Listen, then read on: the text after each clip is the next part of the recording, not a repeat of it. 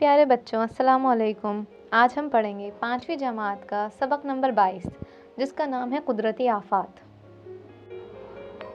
बच्चों, आफात दो तरह की होती हैं, कुदरती आफात और इंसानी आफात। इंसानी आफात वो होती हैं जो कि इंसान के ही किसी गलत काम के नतीजे से पैदा होती हैं। जैसे इन दिनों आप सभी जानते हैं कि इन दिनों हम कोरोना नाम की आफत से जूझ रहे हैं। तो ये आफत इंसान की ही पैदा की हुई है। और कुदरती आफात वो होती हैं जो कि कुदरती निज़ाम से ही पैदा होती हैं। तो चलिए आज हम तफसील से कुदरती आफात क्या हैं ये जानने की कोशिश करते हैं। तो चलें सबक शुरू करते हैं। कुदरत ने हमारे लिए बड़ी खूबसूरत दुनिया बनाई है। इस दुनिया में ऊंचे ऊंचे पहाड़ हैं, पुरफिज़ा वादियाँ और घने जंगलात हैं, ज़रख़ेज़ ज़मीन, खूबसूरत झीलें और गहरे समुद्र भी जो अपनी तह में ना जाने कितने ख़जाने छुपाए हुए हैं। की हुई इस खूबसूरती की देखभाल करने और इसे बाकी रखने की जिम्मेदारी इंसान की है। इसलिए हमें कोई ऐसा काम नहीं करना चाहिए जिसकी वजह से इस दुनिया का कुदरती हुस्न बर्बाद हो। कभी कभी कुदरत की तरफ से कुछ ऐसी आफतें नाजिल होती हैं जो तबाही मचा देती हैं, जैसे खुश्क साली जो बारिश की कमी की वजह से आती है। इसको कहत भी कहते हैं। जब कहीं कहत पड़ता है तो ज़मीन की ऊपरी परत में दरारें पड़ जाती हैं, ज़मीन खुश्क और खेतियाँ बर्बाद हो जाती हैं।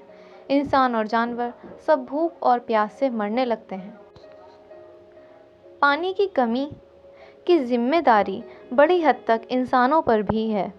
अपनी बढ़ती हुई ज़रूरतों को पूरा करने के लिए हमने तेज़ी से जंगलात काटने शुरू कर दिए हैं, जिसकी वजह से बारिश में कमी होती जा रही है।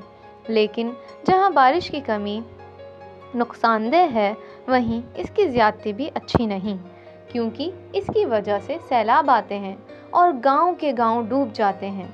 लोगों के घरों में पानी भर जाता है, मवेशी बह जाते हैं और हर तरफ तबाही और बर्बादी नज़र आती है।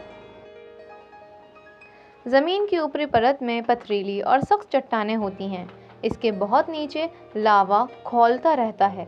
हमारी ये ज़मीन जब तक खामोश पड़ी रहती है, हम इसको रोनते हैं, इस पर दौड़ते भागते हैं। लेकिन जिस दिन इसको गुस्सा आता है तो आप जानते हैं फिर क्या होता है। इसकी ऊपरी तहों में दरारें पड़ जाती हैं, ज़मीन अपने अंदर दबा हुआ लावा उगलने लगती है और ये लावा इसकी ऊपरी सतह पर फैल जाता है। ज़मीन की ऊपरी परत बज़ाहिर जुड़ी हुई मालूम होती है, लेकिन ये कई बड़े बड़े टुकड़ों की बनी हुई है। इन टुकड़ों को ज़मीन की प्लेटें कहते हैं। ज़मीन के अंदर और इसके ऊपर होने वाली तब्दीलियों की वजह से ये कभी कभी एक दूसरे से टकरा जाती हैं या एक दूसरे से कुछ दूर चली जाती हैं। इसी वजह से ज़लज़ले आते हैं। 20 साल पहले जनवरी 2001 में गुजरात के भुज ज़िले में निहायत ज़ोरदार ज़लज़ला आया था, जिसके नतीजे में ज़बरदस्त जानी और माली नुकसान हुआ था। बहुत वक्त से एक लफ्ज़ सुनने में आ रहा है जिसका नाम है सुनामी। ये जापानी ज़बान का लफ्ज़ है। इसका मतलब है समुद्र की गहराई में आने वाले ज़लज़ले या फटने वाले आतिशफ़िशां से पैदा होने वाला तूफ़ान। जब समुद्र के नीचे की ज़मीन हिलती है तो इससे पूरे पानी में हलचल पैदा हो जाती है और बड़ी बड़ी लहरें उठती हैं। ये लहरें समुद्र में बहुत ऊंची नहीं लगती, लेकिन साहिल से टकराने पर इनके असरात बहुत ख़तरनाक होते हैं। वहाँ ये लहरें बहुत ऊपर तक उठती हैं और क़यामत बर्पा कर देती हैं। दिसंबर 2004 में सुनामी ने दुनिया के कई हिस्सों में कहर बर्पा कर दिया था, जिससे हमारा मुल्क भी महफूज नहीं रहा। इसके असरात आज तक बाकी हैं। इस तरह की कुछ कुदरती आफतें मुख्तलिफ औक़ात में हम पर नाजिल होती रहती हैं। अब इंसान इन ख़तरों का मुकाबला करने के लिए अपने आप को तैयार कर रहा है। तो बच्चों, वक्त है इस हफ्ते का सवाल पूछने का, और सवाल है, सुनामी किस ज़बान का लफ्ज़ है? तो इस सवाल का जवाब आप कमेंट बॉक्स में अपने और अपने स्कूल के नाम के साथ लिखिए, और जो भी बच्चा उसका सही जवाब देगा उसका नाम अगले हफ्ते की वीडियो में as a star of the week लिया जाएगा।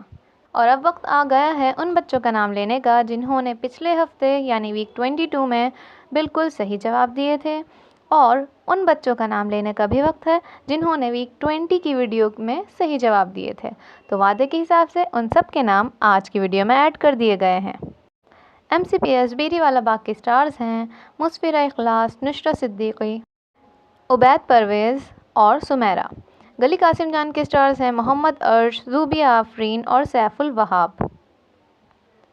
کوچہ پنڈت کے سٹار ہیں محمد ریان۔